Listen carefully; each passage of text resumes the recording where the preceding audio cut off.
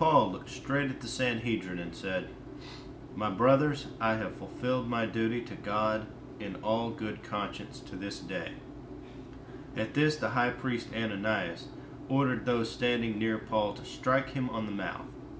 Then Paul said to him, "God will strike you, you whitewashed wall.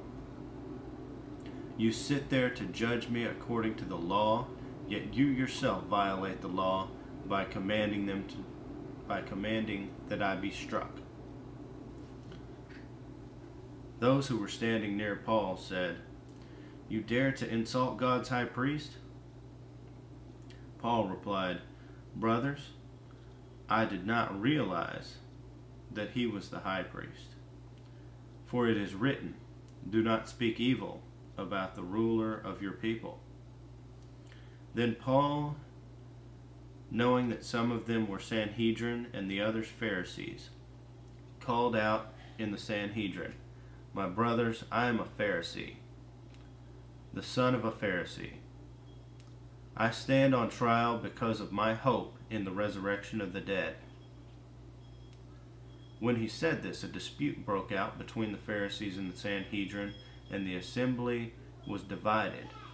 The Sadducees say that there is no resurrection, and that there are neither angels nor spirits, but the Pharisees acknowledge them all. There was a great uproar, and some of the teachers of the law, who were Pharisees, stood up and argued vigorously. "We find nothing wrong with this man," they said. "What if a spirit of an angel has spoken to him?"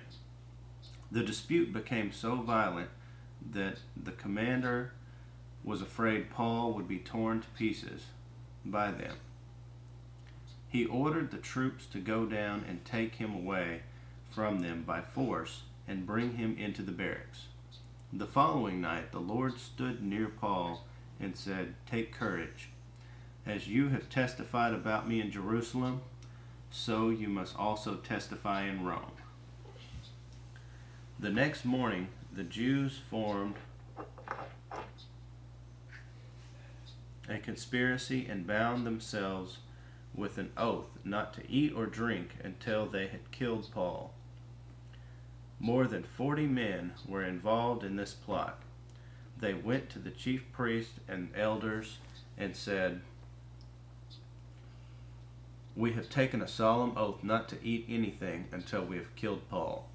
Now then, you and the Sanhedrin petition the commander to bring him before you on the pretext of wanting more accurate information about his case.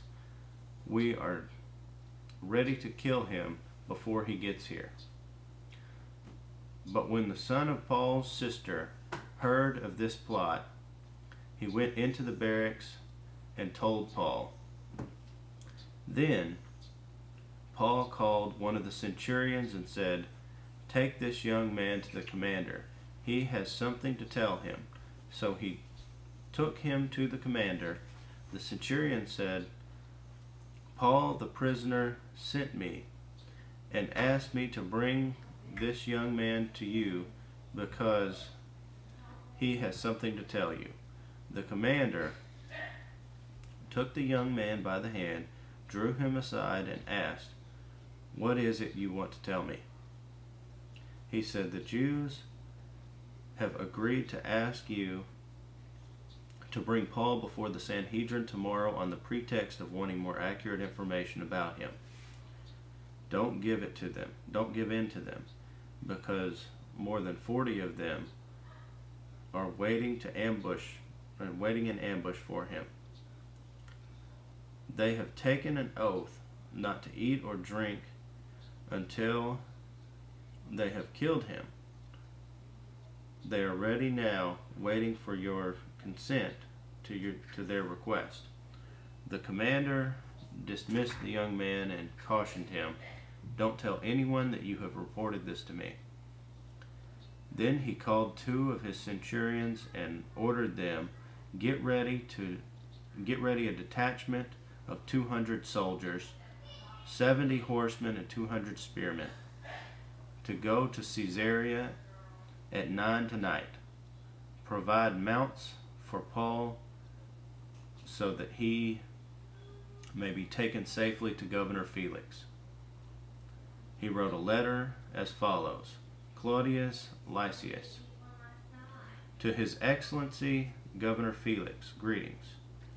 This man was seized by the Jews, and they were about to kill him, but I came with my troops and rescued him, for I had learned that he is a Roman citizen. I wanted to know why they were accusing him, so I brought him to their Sanhedrin. I found that the accusations had to do with questions about their law, but there was no charge against him that deserved death or imprisonment. When I was informed of a plot to be carried out against the man, I sent him to you at once. I also ordered his accusers to present to you their case against him. So the soldiers, carrying out their orders, took Paul with them during the night and brought him as far as Antipatris. The next day they let the cavalry go on with him, while they returned to the barracks. When the cavalry arrived in Caesarea, they delivered the letter to the governor and handed Paul over to him. The governor read the letter and asked what province he was from.